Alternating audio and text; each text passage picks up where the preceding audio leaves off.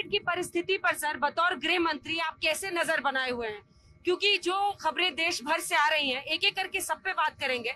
आपने ट्वीट भी किया है कि रेमडेसिविर ऑक्सीजन को लेकर, लेकिन सबसे पहले ओवरऑल कोविड की परिस्थिति पर क्या है आपके पास इनपुट अभी और क्या आप जानकारी दें? देखिए, ये विशिष्ट प्रकार के वायरस का अनुभव आया है जो बहुत तेजी से फैलता है।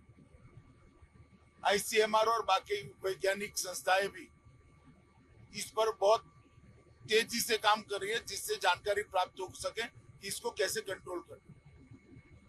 परंतु जहां तक इंफ्रास्ट्रक्चर का सवाल है, इतनी तेजी से बढ़ने के बावजूद भी आज इंफ्रास्ट्रक्चर की बहुत कमी नहीं महसूस होती है।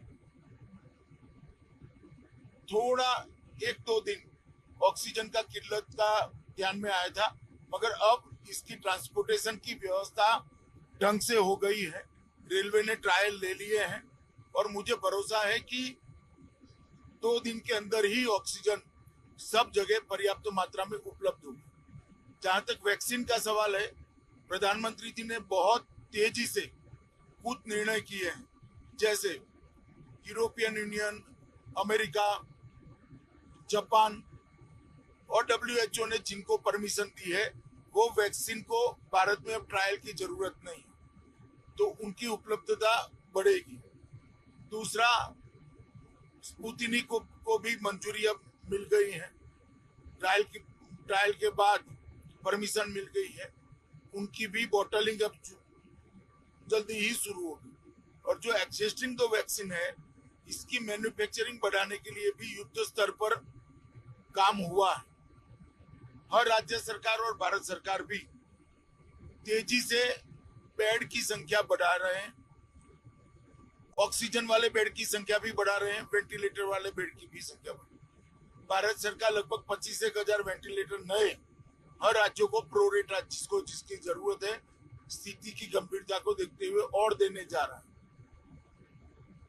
इसके सामने अभी लड़ने के लिए जब तक ये वायरस का प्रकार मालूम नहीं पड़ता, और कोई रास्ता हमारे पास है नहीं।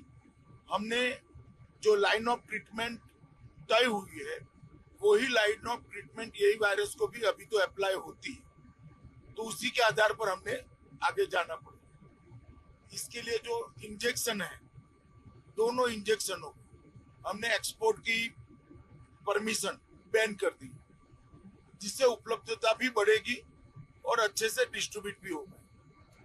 लेकिन क्या सर देरी हुई उसमें? क्योंकि 3 लाख तक केसेस, पिछली बार जब पहली लहर आई थी तो 1 लाख के आसपास केसेस थे।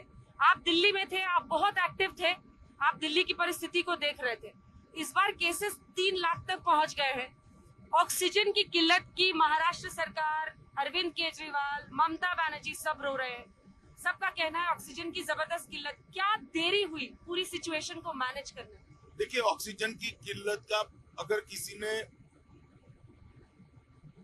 पॉलिटिकल रोना धोना है तो मैं इसको रोक नहीं सकता, परंतु मेरे पास सटीक आंकड़े हैं।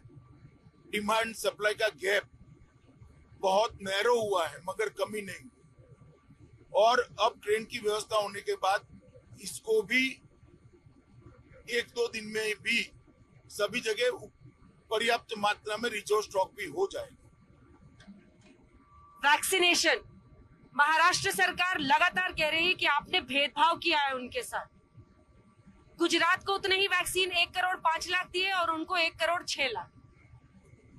देखिए, वैक्सीनेशन में महाराष्ट्र सरकार ने एक तो शुरू ही 3 दिन लेट करा, और जिस राज्य ने जितने कंज्यूम करे, इसकी एवरेज के हिसाब से सप्लाई हो रहा है।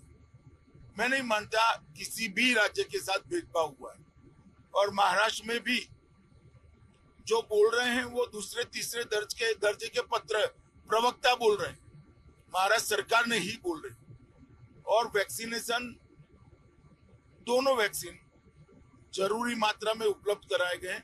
दुनिया में सबसे तेज वैक्सीनेशन अगर कहीं पर हुआ है तो भारत में हुआ है। अमेरिका और इंग्लैंड से भी तेज वैक्सीनेशन हमने की। हम उनसे पीछे थे, वैक्सीन हमारी आते आते थोड़ा समय ज्यादा लगा, परंतु वैक्सीन देने के दिन को गिने तो हम सबसे तेज वैक्सीनेशन। सर, हॉस्पिटल बेड्स को लेकर मेरा अगला सवाल है क्योंकि आप सोशल मीडिया पर जितने लोगों को फोन कॉल आ रहे हैं, बस ये आ रहे हैं बेड नहीं मिल रहा है। दिल्ली की जगह सर लोग जयपुर जा रहे हैं बेड्स के लिए, अलग अलग शहरों में कहीं पर बुकिंग मिल जाए।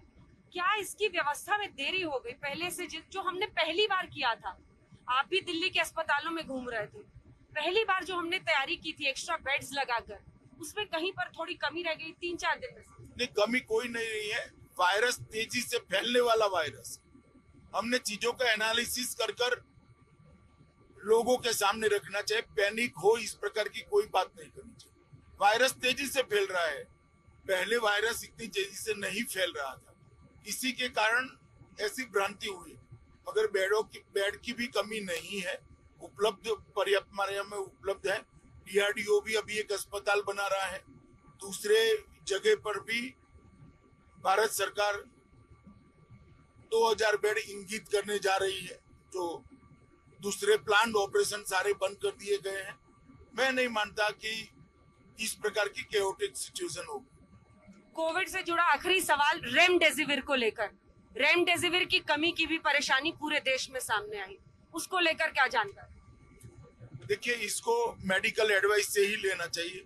मेरा सभी को अपील है कि जब तक आपका डॉक्टर इसको एडवाइस न करे आप मत लीजिए।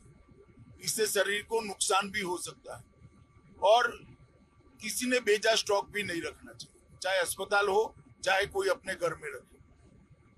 पर्याप्त मात्रा में हमारे पास इंजेक्शन है, और एक्सपोर्ट बंद होने के बाद इसकी कोई कमी नहीं है। चलिए, अब हम उम्मीद करेंगे कि आप वापस एक्शन में, दिल्ली में जाने के बाद एक्शन में आ जाएंगे कोविड सिचुएशन पर। मैं एक्शन में ही हूँ। कम्युनिकेशन के इस जमाने में सुबह बड़े सवेरे से 4 घंटे बिल्कुल हर चीज का मैं ध्यान रखता हूँ, और दिल्ली में भी 4 दिन रहता हूँ, 2 दिन यहाँ आता हूँ।